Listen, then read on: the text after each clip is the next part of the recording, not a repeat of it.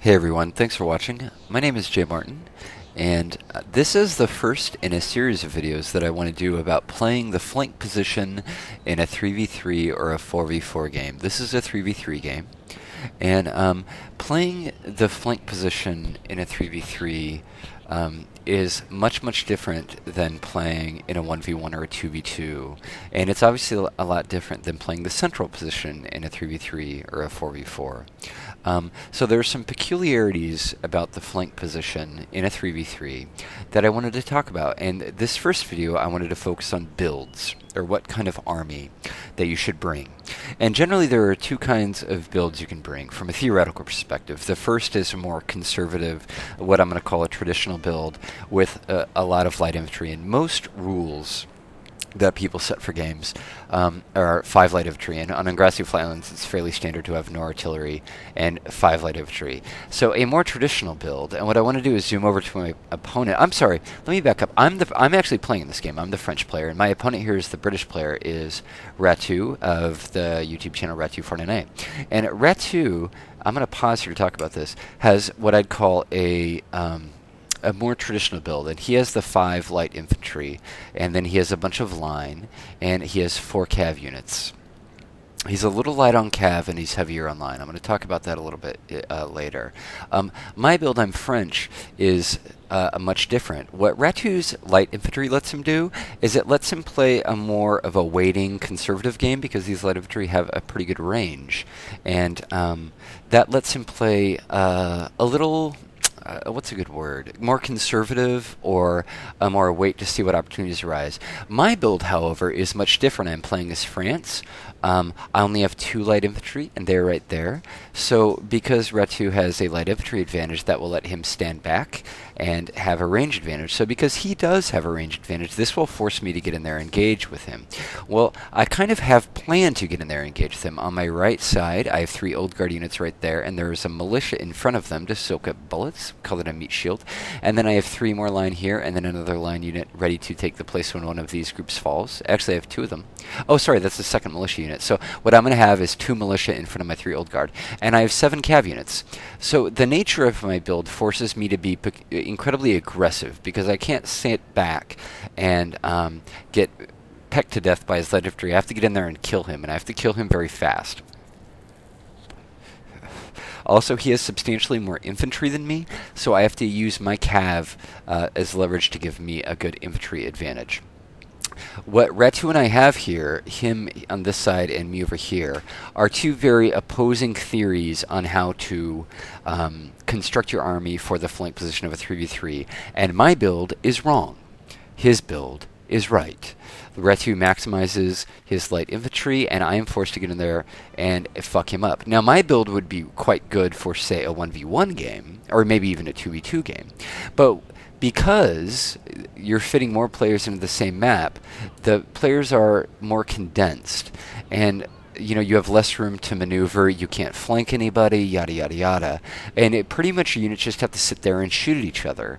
And because Rat has more units than me, he's going to have a huge advantage. And there's a very important tactic that he's using, which is maybe a no-brainer, but what he's done is he has put a second rank of line of troops, or he has 3 lines of troops. He has lights in front, then a second line here, and then a third line behind them. This backup line is really important, because it completely neutralizes cavalry. Because even if I charge a cav unit into, say, this unit here, or a unit on this rank, these units behind are going to be shooting at my cav, and it completely ensures that your cav don't last nearly as long as you hope they would. I mean, even if you get a clean charge, like without a square, this unit is going to be shooting right into your face. So this redundancy is quite good. And Rat is obviously, because of the nature of our armies, we both realize that he's going to have to be the defender and I'm going to have to be the attacker. And so the tactics that he uses in this game are incredibly appropriate to that. At this part, what's going on is I'm running my militia up, and they're going to take shots, and he's going to kite back, which is exactly what he should do. What I was hoping to do with my lights here is to kind of goad him into overcommitting over here, but he does not take the bait. It's a good move. But what I want to do maybe is spend the next couple minutes just showing you how this battle comes out and the results that you get when you use the rush sort of build like I do. Rat gets his first shot in against my militias, and he pulls back, which is exactly what he should do. A very important concept to keep in mind on these 3v3 games is the importance of light infantry. And, if you're a newer player and you're like, why, when everybody hosts a game, do they say only a maximum of 5 light infantry? Why only 5 light infantry? Well, because light infantry are actually incredibly powerful. They're very good units.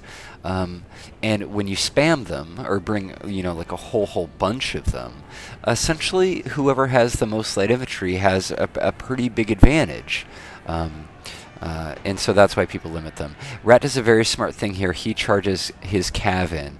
And Rat and I talked a bit after this game was over, and he sort of is of the theory that, whoever gets their cav in first is going to have an advantage. Now, I force him to pull back by running all my shooty cav up, but he's done pretty decent work with this cav already, and he retreats 1 unit with no casualties.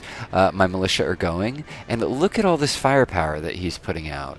I charge 1 cav into his lights that don't do a whole lot of casualties, and if you just want to pause, I want to show the power of the redundant defense, because right now I have 3 old guard that have to march into the face of 5 light infantry, 3 or 4 more line, and 3 line behind that. Oh, and he still has a bunch of calves. So, when you play a 3v3, an important, or a 4v4, no, an important concept to keep in mind is that these games are a grind. I mean, even on grassy flatlands, these games are a grind, and you're having to work pretty hard just to gain small incremental advantages. And what a build like Rats lets you do, or the more conservative build, is it lets you choose your spots wisely and work up to find ways to grind out incremental advantage. Now, of course, I'm assuming that you're playing another good player. I mean, it's possible you could play someone quite poor who just kind of throws the game away. Or in this instance, a player who brings a build, or a bad player who brings a bad build. But generally, you're going to find in 3v3 games that most players bring builds like this, and this is what I recommend.